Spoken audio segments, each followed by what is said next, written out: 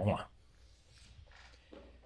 Se tem uma coisa que certamente eu e você temos em comum, e todo mundo aqui nessa mesa tem em comum, é que a gente gosta de histórias. A gente gosta de ouvir histórias, de assistir, a gente gosta de contar as nossas histórias e outras histórias. E uma coisa que a gente não para pensar muito é que, nesse momento, nós estamos criando as histórias que nós contaremos no futuro. E o fato é que boas decisões, eles geram boas histórias. E más decisões, geralmente, criam histórias que a gente não tem muito orgulho de contar. E é sobre isso que a gente vai falar hoje, sobre boas escolhas.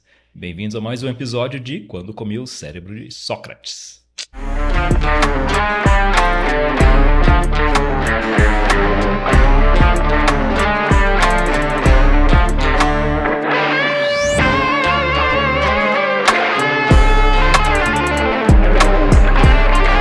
Bom, antes de entrar no tema em si, eu queria aproveitar para fazer um convite, que quem está acompanhando isso, se tem gostado do conteúdo, segue a gente aí, seja no canal que você estiver acompanhando, que isso é importante para acompanhar o que está surgindo de novo, e compartilha esse conteúdo com outras pessoas, porque eu acho que é muito importante. Se tem sido bom para você, com certeza outras pessoas vão aproveitar também.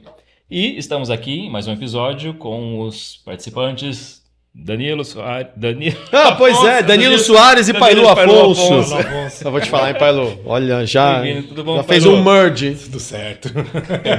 Essa foi uma boa escolha, trocar meu sobrenome, cara? Não, foi de proposital, que a gente começa a ter uma intimidade tão grande agora, né? Que a gente começa a se mesclar em uma pessoa só. Tá tudo em família, né? Tá tudo em família. Então tá Mas é que também eu vou te falar, então já vamos começar contando coisas importantes. Esse cara aqui, ele é um cara sensacional, diferenciado, e é um cara tão disruptivo que ele é que adotou o sobrenome da esposa e não o contrário, que era a tradição até então, né? Nós que somos aqui pessoas ali, vamos dizer, fundamentalmente da década de 70, o Julina nasceu no começo dos anos 80, Pailu finalzinho dos anos 60, 69 e tal, mas no geral, né, somos aqui oriundos desse movimento dos anos 70. Ainda era muito comum que o homem, né, adotasse o sobrenome, né, da mulher quando casava. A mulher adotasse o sobrenome do... Perdão, desculpa. Mulher adotasse o sobrenome da família do homem, né?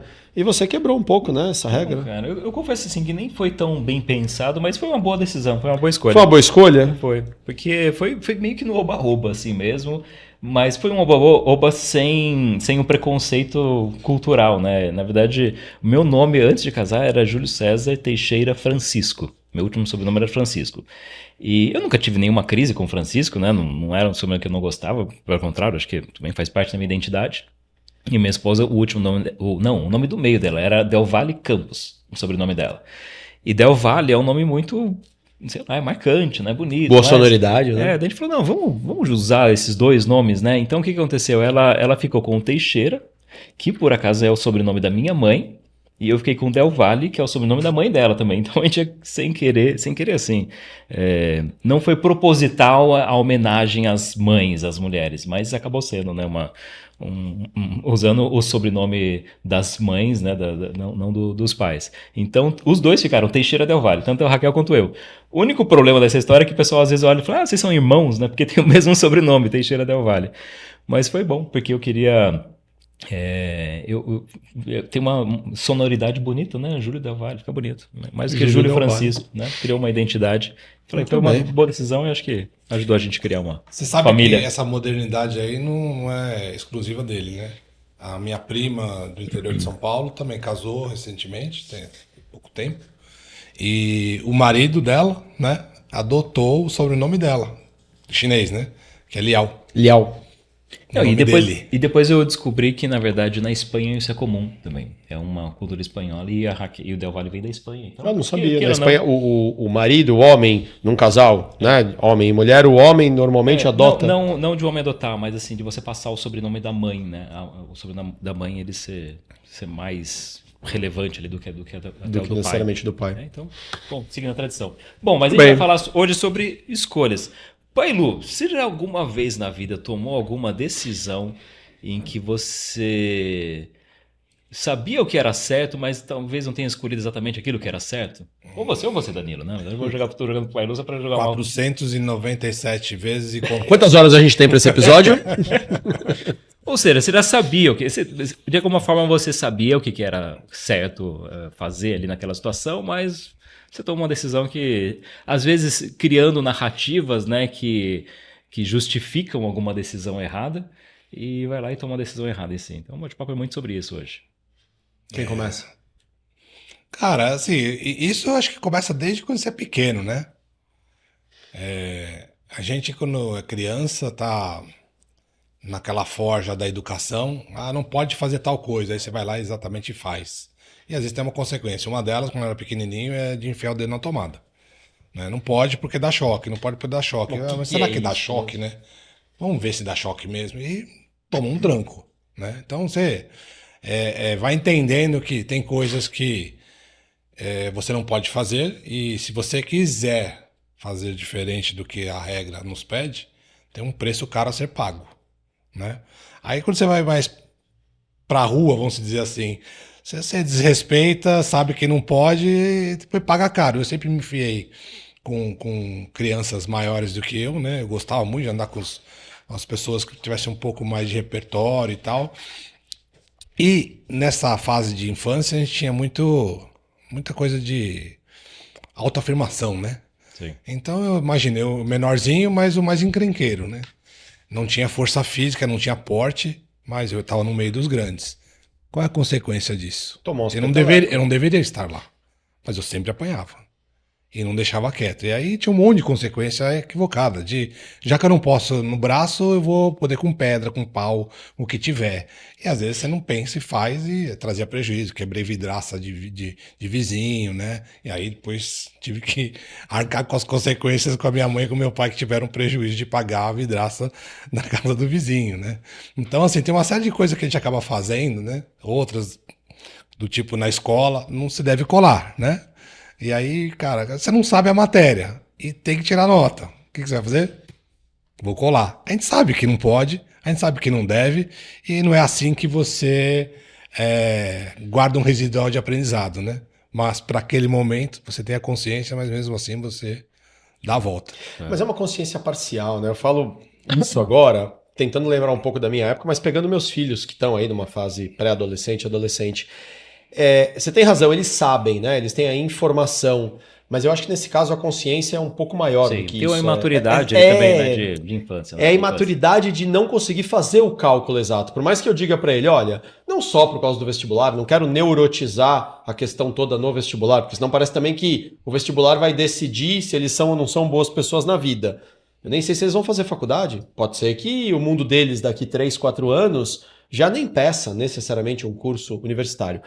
Mas o ponto é que também no vestibular, se ele só cola, né? Se ele apenas copia dos outros, na hora que ele estiver sozinho ali tendo que resolver, ele não vai ter condições. Mas ele entende isso, mas eu acho que ele não consegue projetar, porque eu também não conseguia projetar. Quando diziam para mim, olha, não cola, porque né, na nossa época a questão do vestibular era muito forte, porque na hora que chegar o vestibular você não vai conseguir colar. Eu não conseguia projetar do que é que estavam falando. Eu tenho um problema imediato, sobrevivência imediata, passar na prova, né? Mas depois a gente vai ganhando essa consciência e nem por isso a gente deixa de fazer más escolhas. Eu acho que o Júlio vem provocando esse tema aí ao longo da semana toda, né? E o tema parece muito simples, boas escolhas, más escolhas. Mas é que eu acho que o Pailu já abriu aqui uma questão importante. Quando que a gente toma más escolhas? Eu acho que além de ter uma questão de ignorância, às vezes, de falta de conhecimento, um bom motivo para a gente tomar más escolhas é quando a gente ainda está numa posição muito arrogante, muito orgulhosa, preocupado em ganhar a aprovação do outro. Sim. Isso acontece muito nessa fase adolescente, porque, de fato, né, eu quero pertencer ao bando, é um desenvolvimento natural do processo psíquico, de emancipação psíquica, então eu ainda quero ser aprovado pelos amigos, eu ainda não tenho sequer ainda, né, autoridade para dizer este sou eu e ponto final, mesmo que você não goste. Mas muitas vezes a gente também chega na fase adulta e continua sendo uma criancinha querendo a aprovação dos outros. Eu acho que este elemento da preocupação que o outro me valide, ele é um caminho, assim, correr no gelo, é uma casca de banana para a gente escorregar nisso e muitas vezes tomar caminhos que não são boas escolhas. Eu vou usar esse gancho para comentar, porque assim, esse papo surgiu, na verdade, a partir de um livro que eu tive contato, não li o livro inteiro, mas tive bastante contato com ele, que chama Better Decision, Less Regrets, ou seja, melhores decisões, menos arrependimentos. E, resumidamente, ele coloca 5 perguntas para você fazer diante de grandes escolhas que você precisa fazer. E a primeira pergunta que ele coloca é exatamente uma questão de integridade. Ou seja, diante dessa situação, a decisão que eu estou tomando, ela é coerente com aquilo que eu sou? Ou seja, você falou assim, muitas dessas decisões são porque eu estou espelhando na expectativa de outras pessoas, no que as pessoas vão pensar Tipo assim, quem de eu mim. sou agora? Hoje eu sou uma pessoa buscando aprovação. Pronto. É. Caí nessa vertente aí que você está falando. Exato. Então, assim, se eu falar, não, ele tá coerente com aquilo, com a personalidade que eu tenho, com aquilo que as pessoas me conhecem, com aquilo que eu acredito, né, com os meus valores, com meus princípios, essa eu acho que é a primeira grande questão. Colocando um exemplo prático, né? Imagina o seguinte, que tem uma empresa, você trabalha em uma empresa, faz muitos anos ali, e recebe uma outra proposta de trabalho e de uma outra empresa. Só que, coincidentemente, naquele momento você acabou de assumir um projeto muito importante, cara, que é muito importante. É um projeto que para a empresa que você está agora, ele é fundamental. E, e daí você está dividido entre ali, né? Pô, eu vou aceitar essa proposta nova, então, ou seja, é um adulto, né? Não é mais uma criança decidindo isso. Eu vou aceitar essa proposta nova ou não, e está equilibrando tudo aquilo. Aí existe a narrativa, né, do tipo, poxa, mas é uma oportunidade única na minha vida, né? Pode ser que não tenha mais isso de novo. Ah, tudo bem, o mercado entende, né? As pessoas vão entender, as pessoas vão aceitar isso. O salário ele é melhor, vai ser importante para minha família. Então, se tudo isso que eu estou colocando são coisas que a gente vai contribuindo ali e falar, não, tudo bem, vai ser isso que eu vou, que eu vou decidir, né? Vou sair da empresa. E só que não é um detalhe, né? O cara tá querendo que você comece amanhã. Então você tem aí 2, 3 dias para sair. Então, naturalmente, você vai deixar o resto do pessoal na mão. Por outro lado, né, e isso que às vezes a gente oculta, né? Puxa, se eu sair em 2, 3 dias, eu vou deixar o pessoal lá na mão. Eu vou deixar na mão aquele meu chefe que investiu em mim durante tantos anos e eu não vou dar nenhuma alternativa para ele. Na verdade, assim, esse projeto eu não tenho mais ninguém para colocar em cima dele e naturalmente todo mundo da empresa que eu estou hoje vai me ver como um traidor, como alguém que construiu uma coisa, foi lá no Vamos Ver e deixou todo mundo na mão. Ou seja, eu vou destruir toda a, aquilo que as pessoas me conhecem, né? O meu como é que chama assim? Como que as pessoas te veem assim? A sua minha identidade, fama, reputação. reputação, essa palavra. Vou destruir toda a minha reputação dessa empresa antiga. Ou seja, a pessoa olhando por esse prisma, ela pode falar, cara, não, eu não sou assim, eu não sou alguém que assumiu um compromisso e vou falhar com esse compromisso. Então, assim, eu acho que uma grande pergunta é isso. Não, eu estou sendo íntegro, né? Eu estou sendo honesto comigo mesmo diante dessa decisão, ou eu estou tentando criar uma narrativa para justificar uma má decisão? Né? Então, assim, você pode se perguntar 2 vezes, né? Eu estou sendo honesto comigo de verdade mesmo, né? Porque a gente se engana muito facilmente. Né? E essa é a primeira pergunta que ele coloca. A segunda pergunta, e essa que trouxe muito desse tema, é do legado. Né? Ou seja, qual que é a história que eu quero contar da minha vida a partir dessa decisão que eu estou tomando? Então, assim, tem... Ela constitui uma peça de qual quebra-cabeça, né? Ela encaixa em qual grande quebra-cabeça? Ou é uma decisão absolutamente desvinculada, tô tomando uma decisão ali repentina, só pensando num prazer pontual? Exato. Uma boa pergunta. E depois a gente queria voltar depois desse legado, vou passar ele rapidinho, mas a gente conversa mais sobre ele depois. A outra é sobre consciência.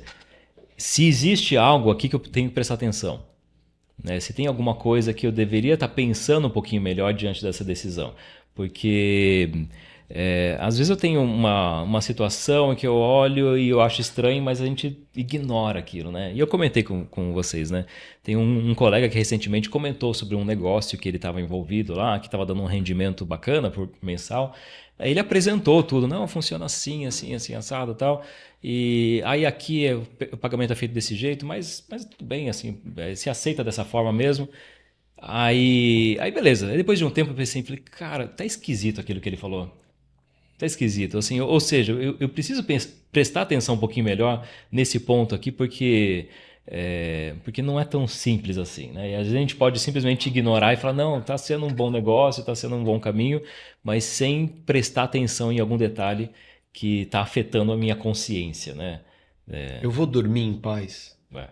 Exato. Acho que essa é uma boa pergunta, né? Essa escolha me colocará numa posição de dormir tranquilo? Uhum. Sabe que no passado, bem lá no passado, existia muita questão de honra, né? Então, eu acho que nos dias atuais, o Japão acho que vive muito forte isso. Questão de honra dele representando o sobrenome de uma família. E o desonrar é muito forte. É um negócio que a sociedade não aceita de forma alguma. Não era diferente, acho que em outros países, por muitos anos no passado. Mas não sei, com a modernidade, às vezes se percebe umas coisas do tipo. Vou para o mundo corporativo, por exemplo. Uma empresa faz um negócio com outra empresa com força de contrato. Mas, por uma conveniência, a pessoa deixa de cumprir o contrato. E aí tem multa. Mesmo tendo multa, a pessoa acha que está certa. Porque, assim, porque é aceitável isso. Né? Então, bem, e por que é aceitável, né? Então, é uma questão de honra, né? E eu escutei uma história que é verídica. Não vou falar a fonte porque por uma questão ética, mas tinha um policial super correto que numa batida policial pegou um bandido que fazia uma série de coisas absurdas. E ele tinha muito dinheiro, irmão. Então ele falou assim: cara, em vez de você me levar para delegacia, fazer um boletim de ocorrência, me prender, papelada e coisa e tal, você não quer ficar com a metade desse dinheiro que você encontrou? Que é um dinheiro que você nunca vai ganhar na sua vida inteira. Era muito dinheiro. Essa era a proposta dele ali na hora. E você me libera? Aí ele falou assim: como assim, cara? Ele falou: você tá tentando me subornar, é isso? Então, veja bem, eu tô tentando ver o seu lado para você ver o meu lado, né? Aí ele falou: cara, mas isso não é correto. Mas ninguém tá vendo. Ele falou: não, cara, como ninguém tá vendo? Eu estou vendo.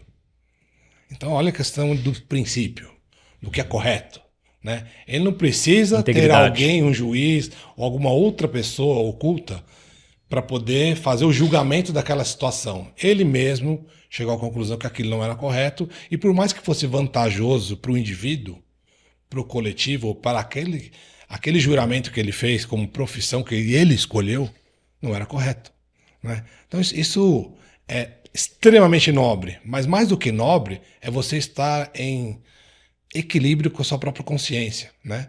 Se você escolheu que aquele caminho é o correto, por que vai se desviar dele, mesmo que seja por uma questão de vantagem momentânea, mesmo que seja por uma questão que é uma oportunidade, mas é uma oportunidade que, entre aspas, vai me trazer uma sequela na consciência, né? Tem gente que não tem consciência, né? Mas para aqueles que têm consciência, seguramente ele se deixa levar pela atração do momento, faz a coisa errada, e depois, se passar por isso, pode até ser que fique por isso mesmo, né? Mas a consciência dele vai ficar marcada para sempre.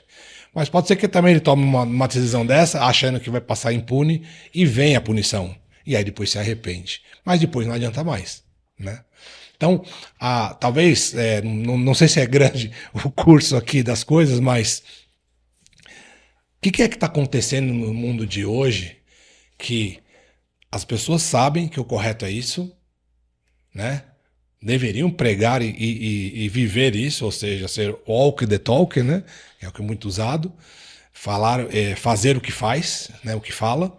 E na prática, quando vem a oportunidade, acaba não fazendo. Tem uma deteriorização mesmo dessa questão dos valores. De novo aqui, eu queria só separar dois termos, e a palavra podia ser batata e arroz, mas eu vou usar os termos ética e moral. A grande questão é que só é que nome a gente vai dar a coisas, né, a movimentos. Então eu aprendi que ética é aquilo que a gente faz dentro do que foi combinado para o grupo. Ou seja, existe uma lei, existe uma ordem, existe uma regra, e eu sou ético quando eu cumpro esta regra que está estabelecida para todos, né? E eu sei que se eu não cumprir, eu vou ter uma punição. Então, por exemplo, que nem você falou, né? Existe ali uma situação... Não vou pegar do policial porque tem uma linha muito tênue. Eu gosto de pegar a história do lixo. Então eu fui lá e tomei uma Coca-Cola, um produto qualquer, um suquinho ali no meu carro, dirigindo e tal, e aí sobrou aquela embalagem e eu joguei a embalagem pela janela, né? Joguei no meio fio ali. Pois bem, eu fui ético nesse momento? Não, eu não fui ético. Porque qual é a regra? A regra diz que eu sou responsável pelo meu lixo.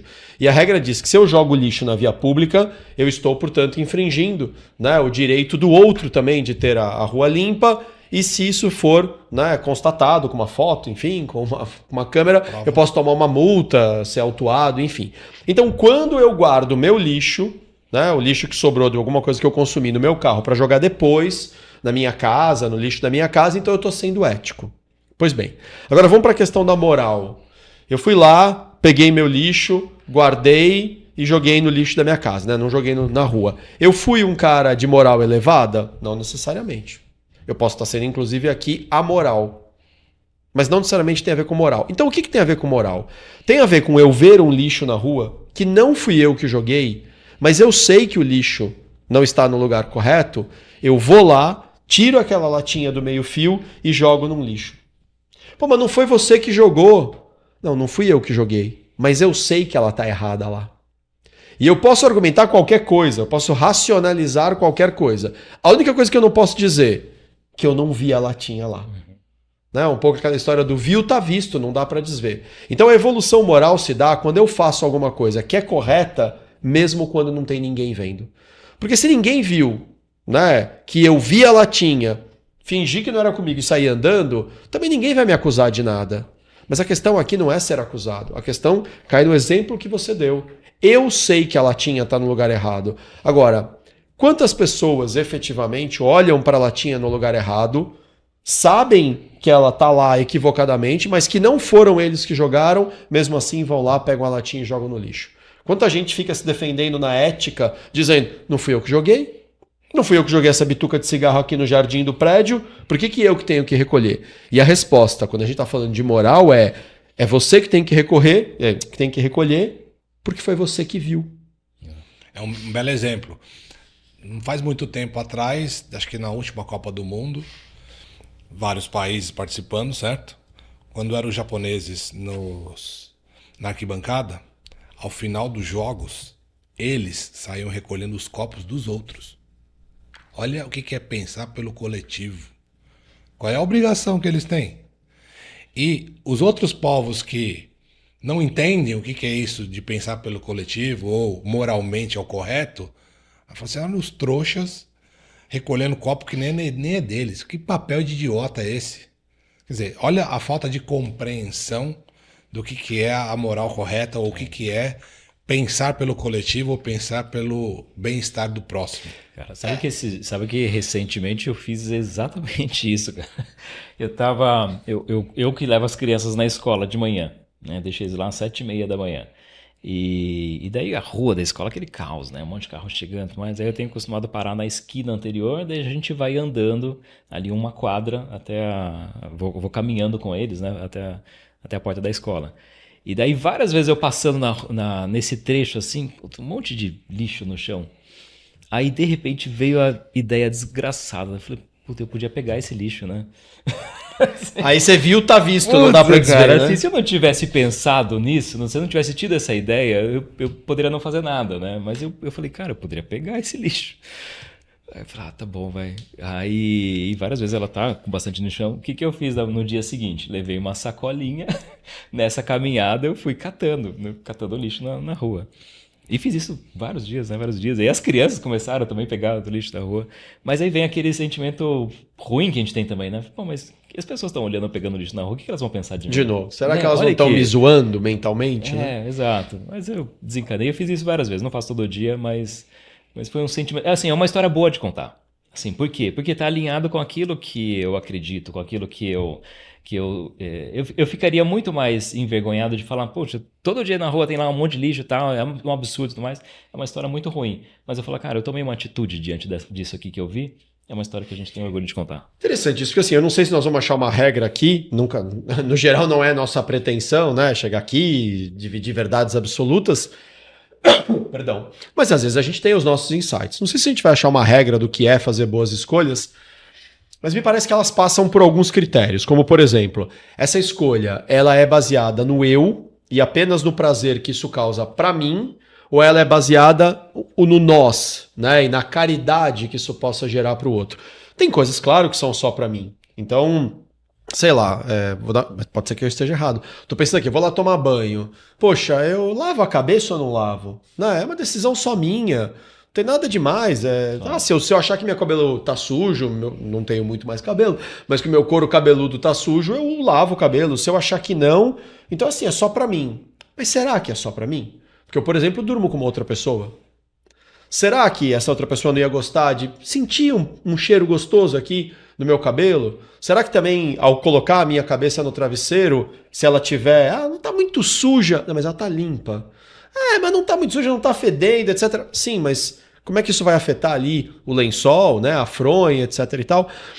Eu acho que sempre dá pra gente pensar no outro. Acho que talvez um primeiro elemento seja essa decisão que eu tô tomando, ela me beneficia e ponto final, ou essa decisão que eu estou tomando beneficia também outras pessoas.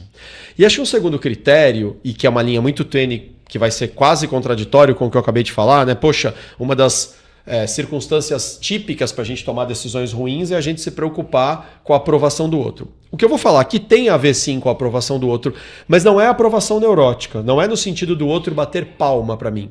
Eu acho que a escolha ruim que a gente toma às vezes é quando a gente envereda por um caminho que visa que o outro realmente me coloque numa posição importante. Nossa, que incrível isso que o Danilo fez, que incrível isso que o Pailu fez, que incrível isso que o Júlio fez. Quando o objetivo é esse, eu acho que a escolha é ruim. Mas tem uma outra questão que é, isso que você está fazendo e pelo qual você vai tomar uma escolha, você contaria isso em qualquer ambiente? De novo, não estamos falando aqui de intimidades, tá? Vou ficar contando se eu namorei com a minha esposa essa madrugada ou não em qualquer ambiente. Bom, mas em última instância, é verdade? Mas eu acho que é uma questão mais simples do dia a dia. Você contaria isso se você estivesse numa roda com os seus amigos? Você contaria isso se você estivesse numa roda com seus colegas de trabalho, com os seus familiares? Porque tem coisas que são boas decisões em qualquer ambiente. Sim. Mesmo que o outro não concorde, mas é uma boa decisão. Por quê? Porque é baseado na verdade. Agora, eu fiz uma coisa, naquele grupo do churrasco, eu conto. Puta, você não sabe, cara, eu tava lá no bar, aí o garçom trouxe a conta. E a conta era R$200, mas ele esqueceu de botar uma cerveja, uma vodka, daqui a pouco a gente fala dos nossos apoiadores aqui, esqueceu de botar um prato, e aí a conta veio R$120. Eu, fiquei quietinho, levei uma puta vantagem. Em vez de pagar R$200, paguei 80. Aí esses amigos de churrasco, eu tô falando de churrasco aqui aleatoriamente, mas um grupo pode dizer, mano, você se deu bem, hein? E até bater palminha pra você. E você sempre acha algum amigo que vai te apoiar em más decisões. Claro. Né? Mas você contaria também isso, por exemplo, no seu ambiente religioso? Se você frequenta uma religião, seja ela qual for, você contaria isso nesse ambiente? E se você estivesse na frente dos seus filhos, você contaria? E se você tivesse ali no seu ambiente de trabalho, almoço de trabalho, colegas de trabalho ali, você... tem uma coisa para contar para vocês. Fui almoçar ontem, o trouxa do garçom trouxe a conta errada. Você falaria isso pro seu chefe? Pra sua chefe? Você contaria isso numa entrevista? Você está indo lá na televisão, dar uma entrevista. Um exemplo. Você vai falar do seu trabalho. Você contaria essa história lá? Eu acho que é um bom filtro, cara. Porque escolhas boas, o outro pode até discordar.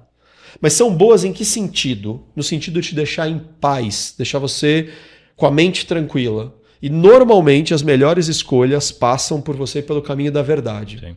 O que não é fácil, não estou me colocando aqui como arauto da verdade. Já menti, já fiz bobagem, já escolhi às vezes uma coisa que eu achei que ia me dar um status naquele momento ali, naquele grupo, e depois me arrependi num outro grupo, omiti num outro grupo, mas a gente está aqui para aprender. O que eu aprendi nesses quase 50 anos de vivência é, a verdade tem uma condição impressionante, que é o fato dela ser inexorável. Palavra bonita, né? Tá, pois bem, o que é inexorável? É algo que não estraga. A verdade não estraga, eu não dependo de boa memória, eu não dependo de ficar contando uma historinha, eu não dependo de ficar racionalizando. Olha, esta é a verdade. Mas eu não gostei disso que você falou, eu não concordo com você. Tá tudo certo, é seu direito. Mas é verdade, eu fui lá e comprei tantas canecas e paguei R$10. Nossa, acho que você foi um trouxa, você podia ter comprado essa caneca por 8. Tá bom, mas é verdade. Então, essa condição da verdade não precisar que você fique pondo camadas nela, ela já é uma boa dica. Então, eu acho que por aqui a gente já começa a pensar algum caminho. O que é fazer boas escolhas? Bom, é então fazer escolhas que você possa contar isso lá na frente, como uma história, sem precisar ficar pondo maquiagem. Sem precisar ficar contando... Veja bem, o veja bem não existe quando você está falando a verdade. É isto, esta é a verdade, ponto. Quando você tem que dar uma disfarçada, talvez não seja uma boa escolha. Você costuma falar, né, que o nosso objetivo não é cagar regra, mas assim, olha, tem uma... Cara, eu acho que isso aí poderia ser uma regra, cara. De não fazer uma escolha que faça de você um mentiroso pra vida, né, pro resto da vida. Assim, se você tá fazendo alguma coisa que você tem que passar o resto da vida escondendo aquilo, cara, geralmente não é uma boa escolha. Não consigo imaginar uma boa escolha que te faça mentiroso. Ah, fui num ambiente, fui numa festa, fiz isso, fiz aquilo. Você contou pra sua esposa? Você contou pro seu marido? Ah, não ia ser legal contar. Por quê? Você pode não contar porque não interessa. Sabe do tipo, Sim. vou contar pra Aretusa o que eu almocei aqui hoje, porque não interessa. Mas se ela me perguntar, o que você almoçou hoje lá com o Pai Lu, com o Júlio, que vocês estavam gravando? Pô, a gente foi no restaurante que ela queria que eu levasse ela há meses, eu nunca quis levar, mas com vocês eu fui, aí eu vou mentir pra ela. Ah, não, vamos lá numa lanchonete, fast food. Deus, sabe uma coisa que eu faço questão, por exemplo, minha esposa, ela tem total acesso ao meu celular, ela tem total acesso ao meu e-mail também, ela não tem nada que eu tenha relacionamento que ela não conheça. E em partes eu faço isso por mim mesmo até. Eu falo, cara, se eu tiver alguma coisa que eu tenho que esconder dela, tem alguma coisa errada. Então, assim, eu acho que é saudável isso. O que também não me parece, não quero me meter no seu casamento, não. Mas não me parece que ela precise entrar toda hora. Não, ela eu acho que tem dois fatores aqui que são muito... Porque tem gente que vai, obviamente, entrar numa questão que é assim, mas aí você está perdendo a sua identidade. Né? Se você tem que expor a sua vida íntima... Não, nós precisamos ter uma privacidade. É bom para nossa psique que tenha lugares que só nós vamos. Sim. Mas só nós vamos porque só diz respeito a nós. Sim.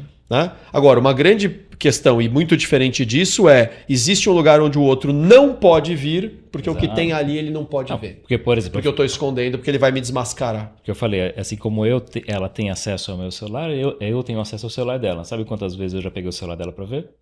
Nenhuma. Nenhuma. Eu não preciso ver. Mas é interessante, todos os pontos que você falou, eles complementam as outras perguntas desse livro, né? Uma delas é o que o amor demanda. É uma das perguntas. O amor demanda? Pai Lu, o que o amor demanda?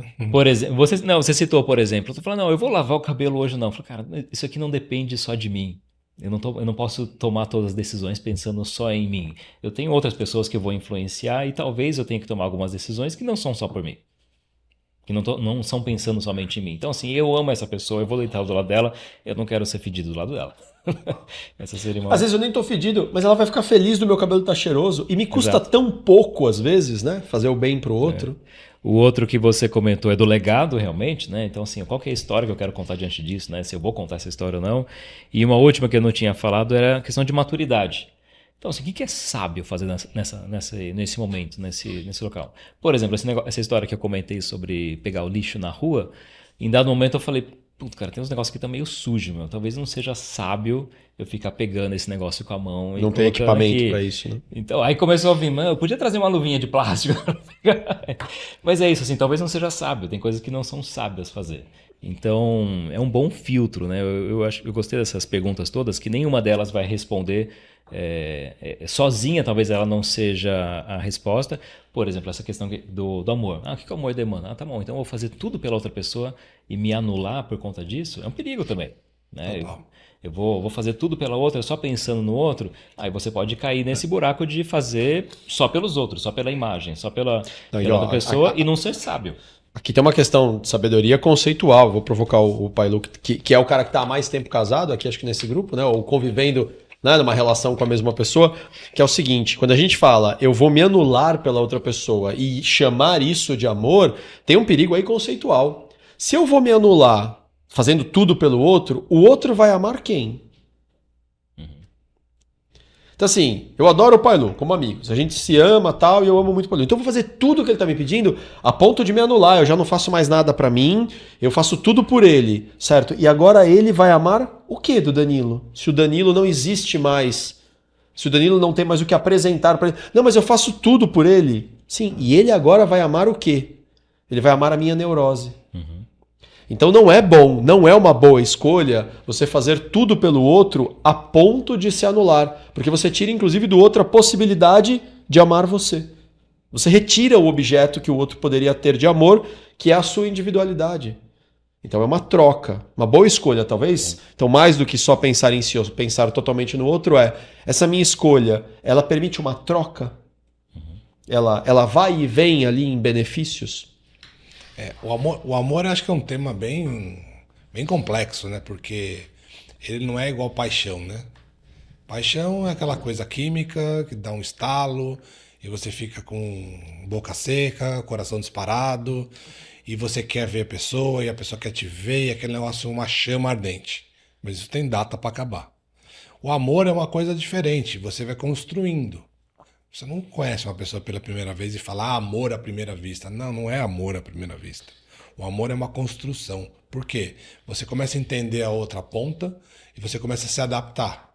E isso é você se moldar, né? Então você tem que abrir mão de algumas coisas, mas sem perder a sua essência. A outra ponta, a mesma coisa. Ela abre mão de outras coisas para poder preservar essa relação a dois, né? Então você tem que se doar demais. Mas o se doar não é se anular. Esse que acho que é o ponto mais sensível da história. Você se doa, você faz pelo bem da outra pessoa, desde que haja um equilíbrio, né? E você também não tem que se doar pensando que vai receber. A coisa tem que ser natural. Você doa e ponto. Se você está fazendo um benefício como a história do pegar o lixo na rua, mas tentando descobrir se tem alguém que está observando você para depois te dar uns parabéns porque você está fazendo um negócio nobre, então não é genuíno. Claro. Né? Você está fazendo porque é uma questão de consciência. No amor é a mesma coisa. Você está fazendo, se doando, é uma questão de consciência. Você escolheu aquilo. Ninguém colocou uma arma na sua cabeça para casar e muito menos para conviver um espaço a dois, que é sempre um desafio. Né? Então, se tem essa reciprocidade, o amor ele constrói e se fortalece. Se não há, começa a haver desequilíbrio, tem que repensar. E se o negócio só cai, não tem por que continuar, né? Então, acho que tem uma questão muito de você com você mesmo ser, primeiramente, honesto, e é uma escolha que você fez, né? E vai ter momentos que você fala assim, cara, mas, puta, não é fácil, né? Mas quem disse que era? Quem disse, né? Então, você tem ali, você vai no limite, às vezes, das coisas que você fala, cara, mas eu não esperava passar por isso, né? Ok. Mas a dor, a gente já falou em outros episódios, né? A dor também, ela é um lado bom da história. Sim. Porque te forja, te ressignifica, te obriga a encontrar alternativas e você sai mais forte dessa história. Né? A gente pode algum dia conversar só sobre amor, né? Porque é complexo realmente essa palavra, esse tema. Mas eu definiria amor como... eu acho que essa força ou energia ou alguma coisa que une as pessoas, que cria um elo entre as pessoas, né? E isso, eu acho que tem dimensões diferentes, né? Você citou em relação ao casamento, realmente eu acho que talvez seja a união mais forte, né? A ligação covalente aí das relações humanas, mas existem várias formas de ter isso. Então, assim, na hora que eu faço alguma coisa, seja pegar o lixo na rua, né? Pensando no bem de uma outra pessoa, é uma forma de amor também. Claro. Assim, em amizade, em vários outros tipos de relacionamento. Então, assim, tudo que tem a ver com... Eu tô me preocupando com a outra pessoa, né? Eu tô me preocupando não só comigo mesmo, mas eu tô investindo no relacionamento e no relacionamento não só na minha relação com ela, né? Mas assim, eu tô considerando a outra pessoa. Eu acho que tudo isso é forma de amor, realmente. A gente tá falando de boas decisões, acabamos falando de amor aqui. Lembrei de um outro conceito. Eu acho que boas decisões talvez passem por sermos protagonistas dessas decisões. Talvez a gente se perguntar se eu estou tomando uma boa decisão, pode ser também uma forma da gente se perguntar, eu estou sendo protagonista desse processo ou eu estou colocando a responsabilidade no outro? Então, uma má decisão talvez seja uma decisão onde eu estou indo para a posição de vítima. Ai, coitadinho de mim, eu vou fazer isso, mas olha só, eu vou fazer isso porque eu sou obrigado. Opa, se eu sou obrigado, a culpa é de quem então? Do outro. E se a culpa é do outro, qual é a minha responsabilidade nisso? Nenhuma. Não sei se é uma boa decisão. Sim. Talvez uma boa decisão nos coloque sempre, né? De novo, a gente aqui está correndo o risco de ser eu estou correndo o risco de ser categórico, mas estamos aqui para, né? A gente vem na chuva que é para se queimar, né? Diz o ditado, né? Mas brincadeiras à parte, uma boa decisão talvez seja uma decisão que te preserve na posição de protagonista. Se ela te leva para uma posição de vítima ou para uma posição de algoz, nenhuma delas é boa. Mas você é o protagonista, você se autorresponsabiliza por isso. O que, conectando com a questão do amor, me lembra Eric Fromm, um psicoterapeuta, que tem uma colocação muito emblemática quando ele diz: amor é sobretudo uma decisão. Amor não pode ser um sentimento. Porque se o amor fosse um sentimento, não havia base nenhuma para pessoas se amarem. Uma vez que sentimentos são voláteis. Né? Então, hoje o Pailu veio e trouxe para mim uma Tive, uma vodka orgânica, hora do merchandising. Ah, mas estou brincando. Veio aqui, trouxe um presente para mim, trouxe uma garrafa da vodka Tive e tal, e disse: Dan, vai lá, curte agora o seu final de semana, quando você estiver na sua casa, né, num dia de calor, faz lá umas caipiroscas, é uma vodka orgânica, super bacana. Legal. Pô, fiquei feliz com o Pailu me deu um presente. Mas no próximo dia que a gente vier gravar, o Pailu, de repente, tá um pouco mais irritado. Aí uma hora eu faço um comentário, Pailu, não sei o quê, e aquele negócio lá, não sei o quê. Ah, cara, deixa o saco já, que o negócio já resolveu. Agora eu não amo mais o Pailu. Porque agora o meu sentimento é de chateação com o Pailu. Pô, não vai ter amor nunca que pare de pé. Porque um dia eu adoro o Pailu porque ele fez uma coisa que me trouxe naturalmente um sentimento bom. No outro dia ele fez uma coisa que não atendeu minha expectativa. Agora eu não amo mais o Pailu. Vem o From e muda tudo isso. Amor é uma decisão. Eu decido que vou amar essa pessoa. Poxa, mas essa pessoa vai, às vezes, me machucar. Vai, eu também talvez machuque. Mas é uma decisão. Eu acho que boas escolhas, boas decisões passam por essa postura de protagonismo. Eu escolhi estar aqui, eu assumo a responsabilidade por isso. Perfeito. Cara, deixa eu só contar uma história, já pra gente caminhar pro final. Fechou. Depois eu quero ler um trechinho de um livro. A história não é tão curta, mas eu acho que vale a pena, que é uma boa história e eu acho que ela é marcada justamente por boas decisões. E justamente por isso que ela fica uma boa história. Essa história, eu acho que todo mundo conhece, pelo menos meio que por cima dela, que ela está registrada na Bíblia, que é sobre José do Egito. Já ouviu falar essa história? Né? Não sei, o José do Egito tem algumas histórias. Qual delas? José do Egito. Bom, eu vou contar essa história e colocar quais são os marcos que eu quero destacar. José do Egito era o melhor político que existia na época, né? Ele foi fantástico, cara. Ele mandou muito bem. Uma vez, eu não sei o que eu falei aqui, que vocês falaram, vocês me zoaram dizendo, eu fico imaginando Jesus dizendo isso. Agora eu fico imaginando José sendo fodástico. Sensacional. A história é a seguinte, José ele era filho de Jacó tinha 12 filhos. Né? E José era um dos mais novos, ali era o penúltimo mais novo, né? E só que assim, ele descaradamente ele era o preferido do pai. Então assim, os 12 filhos eram de mulheres diferentes e o José ele era filho da mulher que Jacó gostava mesmo e era o primeiro filho dessa mulher que ele mais gostava, então por isso que ele era o preferido, né?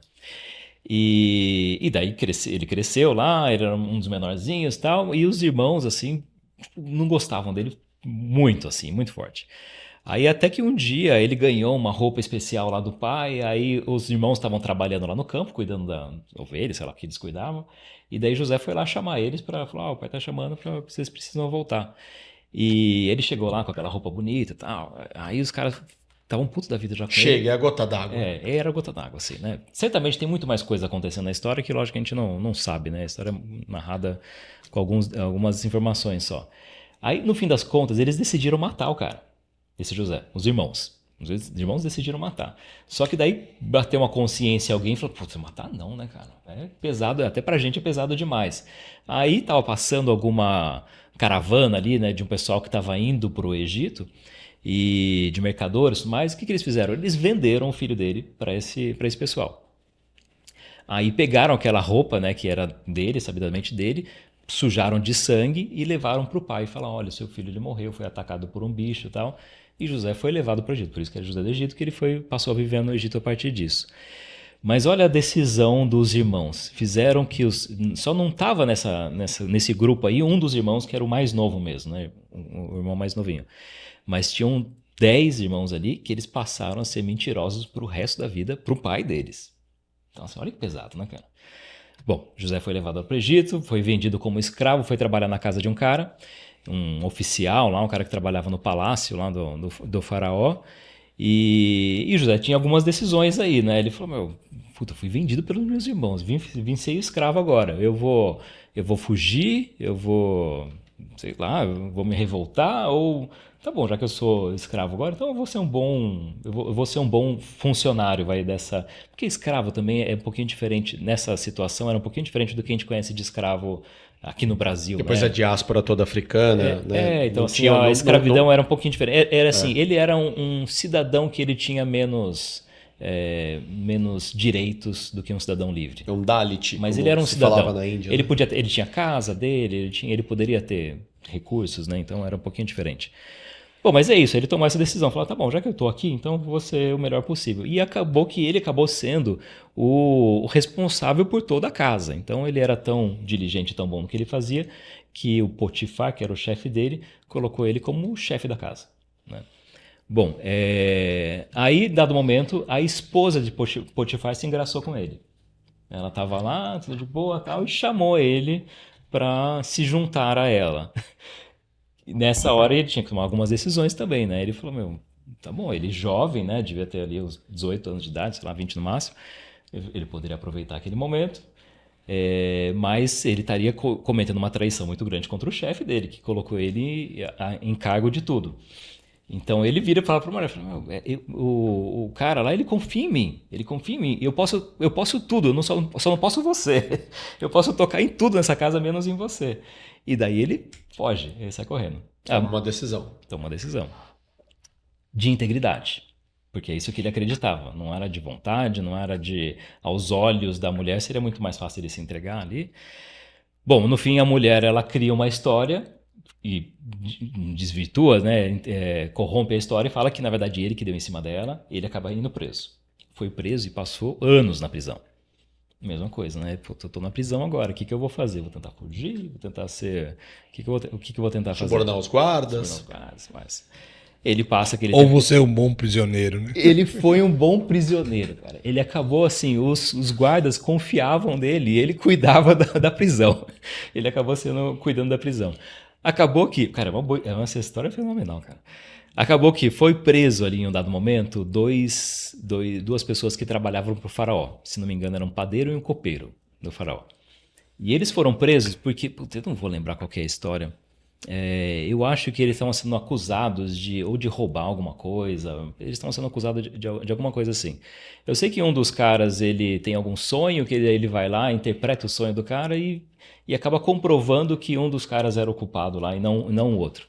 E daí levaram para. Depois eles comprovaram isso, aí um deles foi liberto. Eu não vou lembrar se foi o copeiro ou o padeiro lá. Eu acho que foi o padeiro que acabou sendo morto depois, e o copeiro saiu. E o José, muito sábio, falou: olha, fala pro faraó, lembra de mim que eu tô aqui na prisão. avisa o pessoal que eu tô... Só por acaso, né? Então, assim, e é interessante isso aí, porque ele soube aproveitar essas oportunidades todas. Ou seja, ele poderia simplesmente ter falado, tá bom, te ajudei e vai embora. Eu falei, não, olha, lembra de mim, lembra de mim. Aí acontece que lá na frente o faraó tem um sonho também, e esse copeiro, ele fala, cara, lá na prisão que eu tava, tem um cara lá que ele interpretou um sonho que eu tinha, e ele conseguiu resolver uma situação lá, de repente ele consegue te ajudar aqui. E daí ele é levado diante do faraó e falaram, eu tô tendo esse sonho, o faraó tava tendo esse sonho, né, falou, tô tendo isso aqui e tal, e falaram que talvez você consiga me ajudar. Aí José falou, eu não, mas Deus consegue. Então, assim, fala para mim que talvez, se for da vontade de Deus, ele vai te contar qual que é o seu sonho. E essa é a famosa história das vacas magras e vacas gordas, né, que o sonho do faraó era... eu sonhei que tinham 7 vacas gordas, que elas estavam ali pastando e tal. Aí, de repente, vem 7 vacas magras, que, se não me engano, elas saem do rio e vai lá e come as 7 vacas gordas. E daí ele falou, cara, sonho bizarro, né? O que significa isso? Aí ele fala, olha, isso aí é o quê? São 7 anos de fartura que o Egito vai passar, seguido por 7 anos de seca, de muita dificuldade, escassez, né? muita escassez, né? E daí ele não para por aí, né? Ele complementa, fala, olha, o que eu acho que você deveria fazer era arranjar uma pessoa que seja muito sábia, que possa organizar tudo isso, para que nesses 7 anos de fartura, vocês guardem, acho que perto de 1/3, 1/4 de tudo que está sendo produzido, para que nesses 7 anos de escassez você tenha suficiente. E o cara ele tem muita moral para dar um conselho pro... O cara acabou de sair da prisão, né? Devem ter dado no mínimo um banho nele, assim, né? Mas o cara tinha acabado de sair da prisão e dando conselho pro faraó, né? Mas o faraó sacou que o cara era bom e colocou ele como governador. Colocou ele como essa pessoa que faria toda essa gestão. E ele acabou sendo o segundo no governo depois do faraó. Tinha o faraó e depois ele como governador. Bom, a história não para por aí, cara. Porque o que acontece? Se passam realmente os 7 anos de fartura, ele guarda tudo, guarda tanto que mais do que imaginava que seria possível, começam os anos de seca, de escassez. E não só no Egito, mas em toda a região. Então o Egito começa a receber muita gente de vários lugares que estão vindo procurar comida, porque no Egito tem comida. Quem que aparece um dia lá na porta deles procurando comida? Os irmãos deles. Os bonitinhos lá que venderam ele pro Egito. Aí ele tá lá, né, como, sei lá, no trono dele lá, sei lá o que é, e ele vê os irmãos vindo lá, né. Aí ele chega para conversar com os irmãos, mas sem se revelar quem que ele era, porque imagina que do momento que ele foi vendido até aí, cara, eu vou chutar que tenha passado no mínimo uns 20, 30 anos. Então, assim, ele tá mais velho, ele tá lá com... Ele era uma criança, né? Ele tá lá com a roupa de egípcio e certamente diante de um governador eles nem levantavam o olho direito, né? Então os irmãos dele não reconheceram, mas José reconheceu os irmãos. De novo, outra decisão, né? Pô, eu vou me vingar agora desses filhos da mãe que me venderam pra cá, ou eu vou fazer alguma outra coisa, não? Eu vou ajudar eles, né? Aí no fim, só para encurtar a história, assim, tentar resumir, mas assim, no fim ele não se revela naquele momento, ele fala, olha, vão lá e tragam o pai de vocês também. Aí os filhos voltam para casa. Tem toda uma trama ali que acontece, mas no fim das contas ele acaba se revelando para os irmãos e fala, olha, lembra do seu irmão que vocês venderam lá, tal, sou eu. E Deus me colocou aqui para que justamente eu estivesse aqui para ajudar todo mundo, para ajudar vocês e toda a minha família. Então, assim, aquilo que foi uma desgraça lá atrás acabou sendo um motivo de celebração agora. E daí os irmãos passaram a viver lá no Egito e depois segue a história. E o José e os irmãos deles, eles são... a partir deles que foram geradas todas as tribos de Israel, né? Que depois eles as mudaram. 12 tribos, né? São com base nesses 12 irmãos. E que gerou todo o povo conhecido como povo judeu, que existe até hoje, né, espalhado pelo mundo, e a partir dele de onde surgiu Jesus Cristo também. Então você vê, cara, as situações foram muito trágicas ali, mas as boas decisões diante das circunstâncias, mesmo as circunstâncias ruins, eles criam uma história fantástica, uma história que a gente celebra, uma história que a gente admira. Então, assim, as boas decisões criaram as boas histórias, não as boas circunstâncias. Eu fiquei te ouvindo, fazia tempo que eu não ouvi alguém narrar essa história inteira, cara, porque, de fato, para quem, né, cresceu numa família de algum contexto cristão, especialmente católico, evangélico, enfim, acaba conhecendo parte dessas histórias, né? Mas fazia muito tempo que eu não ouvi essa história, e talvez quando eu ouvi eu não tinha maturidade para pensar. Ela tem começo, meio e fim, né, tem cara? Começo, meio e fim. Você vê uma narrativa que ela tá... E ela nos coloca diante de desafios do dia a dia. Mas eu não necessariamente eu estarei preso. Não, mas eu vou ter que tomar decisões muitas vezes numa situação de absoluta raiva. Cara, você vai passar por situações igual esse colega, você falou, pô, tem alguém me oferecendo dinheiro. É isso. Cara. Então, assim, me parece que boas decisões são decisões que têm um propósito muito claro e esse propósito precisa ter algum grau de generosidade, né, embarcado nele. Péssimas decisões, péssimas escolhas... no geral, para não dizer quase sempre, estão impregnadas de raiva. Estão impregnadas de um sentimento de vingança, um sentimento de desforra. Vai dar merda, porque a tendência é você olhar só para o seu próprio umbigo e para o seu prazer imediato. Bom, eu vou finalizar aqui minha participação lendo um trechinho que eu trouxe de um livro chamado A Nuvem do Não Saber. Nome bonito, né? A Nuvem do Não Saber. O autor é anônimo, inclusive, e o livro foi escrito no século XIV, portanto 1300 e Guaraná com rolha. Há 700 e tantos anos atrás, no capítulo 53, ele escreveu o seguinte: dos diversos comportamentos indignos que se encontram nos falsos contemplativos, o autêntico decoro manifesta-se num porte sóbrio e grave, aliado a uma atitude jovial.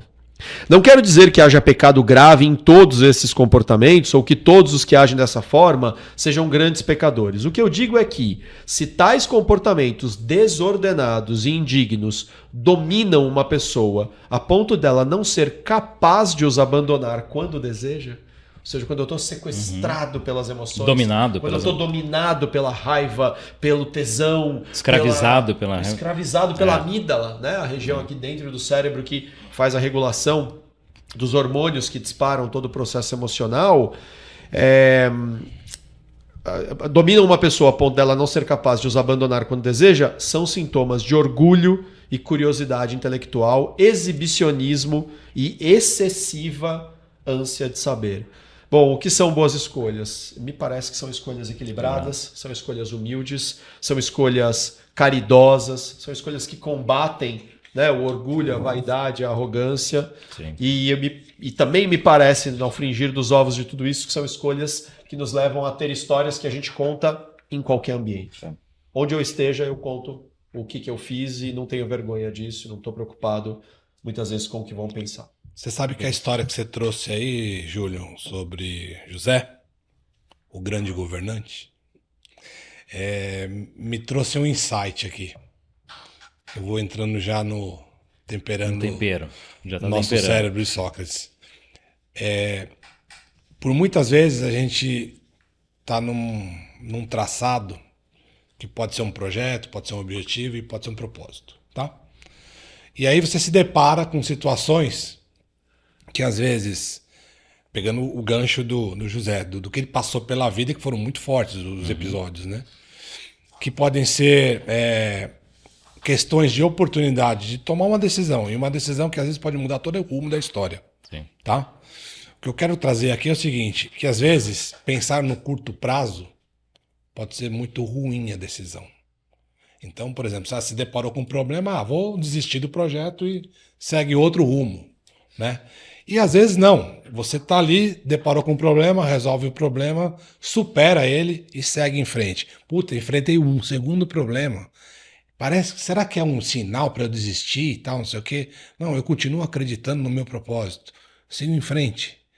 Então, às vezes as decisões de curto prazo podem nos fazer tomar um rumo que não seria o melhor. Sim. E se você tiver a paciência e a habilidade de absorver e dar tempo ao tempo, talvez no longo prazo você consiga de verdade ter mais sucesso. Então, às vezes a gente persiste, busca, toma decisões para um lugar. E as oportunidades, que às vezes de curto prazo são os melhores atalhos, nem sempre são os melhores. Entende? Acho que esse é o recado que fica para mim. Cuidado com os atalhos. Exato. Exato, porque o atalho pode ser bom, mas é um bom de momento. E o fim da jornada ou o objetivo final, você acaba se desviando. Então, tenha um pouquinho de paciência, tenha um pouquinho mais de jogo de cintura e utilize a sabedoria adquirida para a tomada de decisão. A tomada de decisão na qual você não vai se arrepender e nem vai comprometer a sua consciência. Sim. Não, e o exemplo que você deu lá do cara que está sendo oferecido ali, ó, te dou R$1 milhão agora para você agir contra a sua consciência. Me deixar em paz não, né? Para você não me autuar e fazer o seu trabalho. É um atalho, né, cara? É assim, porque você fala, não, você nunca vai ter essa oportunidade da vida. Bem, em curto prazo não, mas talvez lá na frente o cara tem uma outra história que ele fala, olha, lá atrás eu tinha esse atalho, mas eu segui outro. Então, não, e o mais forte ainda é assim, né? Ah, mas ninguém vai saber. Não, mas eu tô sabendo.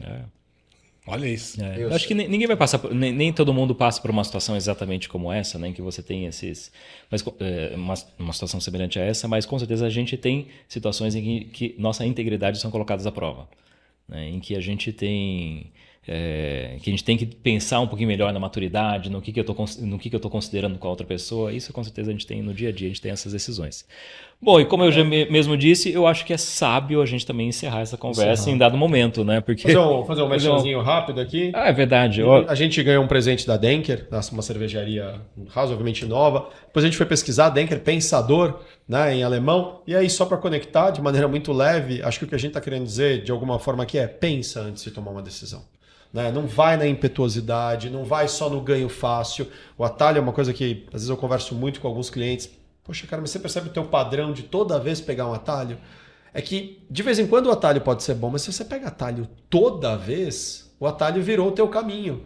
Né? E o atalho não é o caminho principal, né? Então, você me trouxe a Tive, você já entendeu que eu peguei essa garrafa para mim, né, Paulo? Então, eu vou te dar a Red Ale, que você falou que você gosta. Muito legal. Divirta-se em casa. Obrigado aí pelo presente, pessoal da Denker. Mais um parceiro nosso aqui. O pessoal tá apostando em nós, hein? Estamos ficando bom nisso. É isso aí. Julião, obrigado pelo tema, viu, Beleza. cara? Um tema que trouxe uma história há muitos anos que eu não ouvia, essa história de José, e nunca, talvez tenha parado para pensar nela inteira. E a gente vai se provocando aqui. Certamente essa semana vai ter alguma coisa que eu vou ser obrigado a tomar uma decisão e vou ficar me perguntando qual é a melhor decisão. Qual é a decisão que te leva à construção de uma história que você conta tranquilamente em qualquer lugar sem ter que ficar escondendo, mentindo. Qual é a história que eu quero contar daqui pra frente? Boa. É isso aí. Maravilha. Obrigado, pessoal, por mais uma conversa. E eu desejo a todos os nossos ouvintes que tenham boas decisões ao longo dessa semana. Até o próximo episódio de Quando Eu Comi o Cérebro de Sócrates. Até semana que vem. Valeu! Valeu!